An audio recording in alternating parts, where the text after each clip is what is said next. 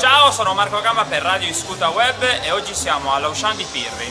Vi posso presentare i miei amici del JP Project, Andrea, Carlo, Gianluca e Sonny.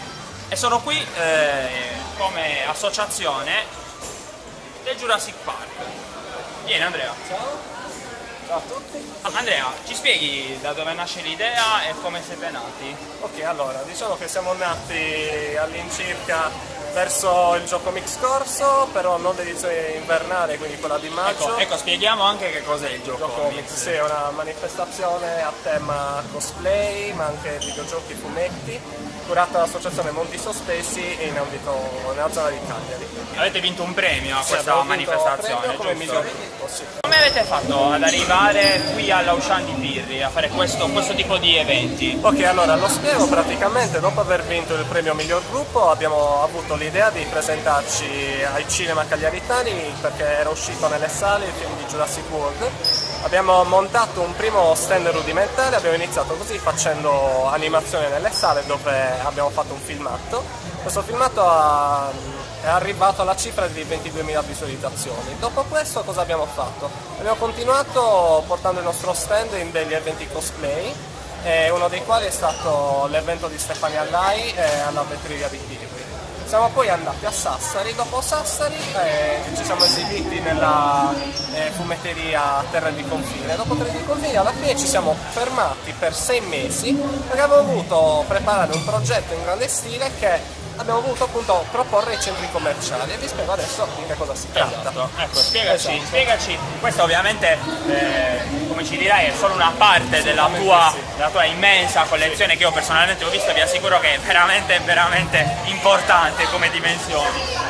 Spiegaci adesso cosa farete qua all'Auchan di Pirri e in che periodo? Ok, allora innanzitutto vi posso dire che il periodo sarà quello di aprile, si parla di un grandissimo stand itinerante, precisamente nella città mercato di Marconi e in quella di Sant'Agilde, quindi saranno 2 weekend che chiameremo appunto i Jurassic Weekend. Allora, innanzitutto il nostro pensiero è stato quello di fare un'evoluzione del gruppo passando da Jurassic Park a Jurassic World, quindi portando i costumi dell'ultimo film. Per quanto riguarda il nostro grandissimo progetto, che è quindi lo stand interattivo, ora io ve lo mostro.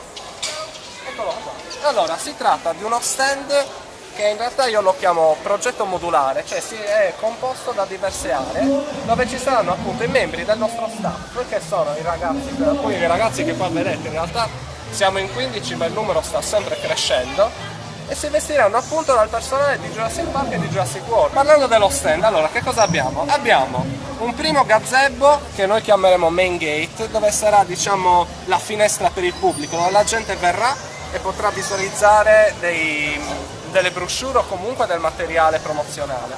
Nel Main Gate le persone verranno poi destinate alle varie aree di interesse. Dunque, l'area mostra, come ha detto Marco Gamba, praticamente consiste in una grandissima esposizione di prodotti Jurassic Park, che è la più grande in Sardegna. Moltissimi pezzi sono del 1993 del primo film, sono ancora sigillati. La nostra area mostra può praticamente vantare la più grande mostra appunto privata, abbiamo così tanto merchandising che possiamo tranquillamente superare qualsiasi negozio che tratta questo genere di articoli. Questo è un piccolo esempio.